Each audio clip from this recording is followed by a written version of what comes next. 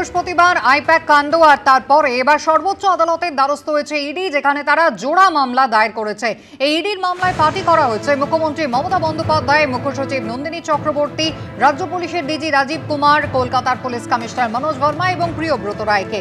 ইডির পক্ষ থেকে দাবি করা হয়েছে মমতা বন্দ্যোপাধ্যায় এবং পুলিশ আধিকারিকরা ঘটনায় সরাসরি যুক্ত থাকায় এফআইআর করে কোনো লাভ হতো না, ফলপ্রসূ হতো না। সঠিক তদন্ত না করে মুখ্যমন্ত্রী এবং তার আধিকারিকদের বাঁচানোর চেষ্টা করত পুলিশ। তাই ইডির দাবি সিবিআই তদন্তের জন্য তারা হাইকোর্টের দ্বারস্থ হয়েছিলেন। ইডির অভিযোগ, গন্ডগোলের জন্য আদালতে শুনানি হয়নি শুক্রবার। মুখ্যমন্ত্রীর সমর্থকরা কলকাতা হাইকোর্টে এমন পরিস্থিতি তৈরি করে যাতে শুনানি সম্ভব হয়নি। মুখ্যমন্ত্রীর সমর্থকরা হোয়াটসঅ্যাপে মেসেজ পাঠিয়ে কোর্টরুমে নিজেদের তারা উপস্থিত করে। ইডির অভিযোগ, তল্লাশি চলাকালীন সশস্ত্র হয়েই সেদিন পুলিশ ঢুকেছিল।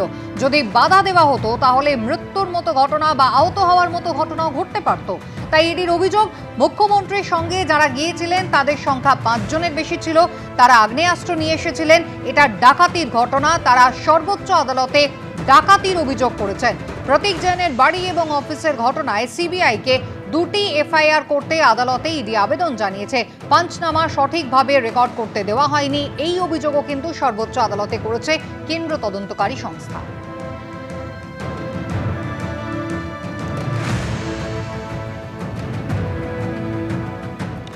আইপ্যাক কাণ্ডে সুপ্রিম কোর্টে গিয়েছে এনফোর্সমেন্ট ডিরেক্টরেট, কিন্তু এ বিষয়ে কোনো মন্তব্য করতে চাইলেন না কলকাতার পুলিশ কমিশনার। তিনি বলছেন যে সুপ্রিম কোর্টে যেহেতু মামলা চলছে তাই এ বিষয়ে মন্তব্য করা ঠিক নয়।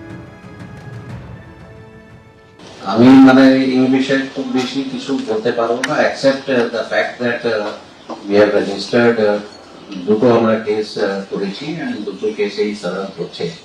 এর বাইরে এই মুহূর্তে কিছু বলা সম্ভব নেই। Maybe on some other date and later on will আমরা পরে এই বিষয়ে কিছু বলতে চাইবো। এন্ড সুপ্রিম কোর্টে যে ম্যাটার আছে সেটা যেহেতু মাননীয় আদালতে পৌঁছেছে, তো ওই বিষয়ে আর কিছু এই মুহূর্তে বলা যাবে না। পড়িনি কি লেখা আছে, that is not in my knowledge.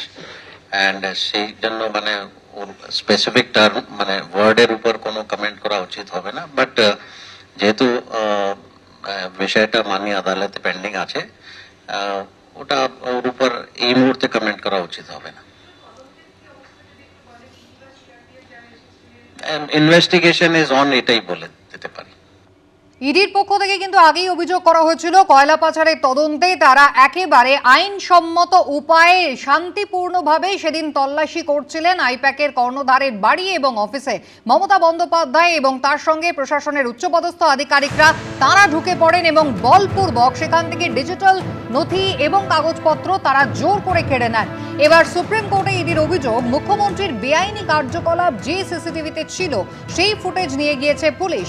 তথ্য নষ্ট করতেই সেই সিসিটিভি ফুটেজ পুলিশ নিয়ে গিয়েছে বলে সর্বোচ্চ আদালতে অভিযোগ করেছে কেন্দ্র তদন্তকারী এই সংস্থা। তাদের অভিযোগ, তদন্ত আটকানোর জন্য উদ্দেশ্য প্রণোদিতভাবে পুলিশ একাধিক এফআইআর করেছে।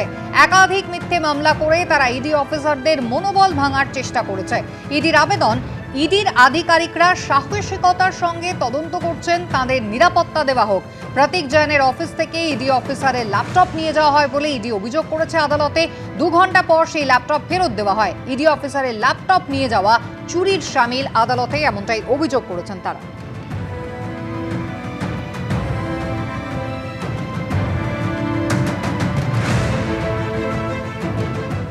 এবিপি আনন্দ, এগিয়ে থাকে, এগিয়ে রাখে।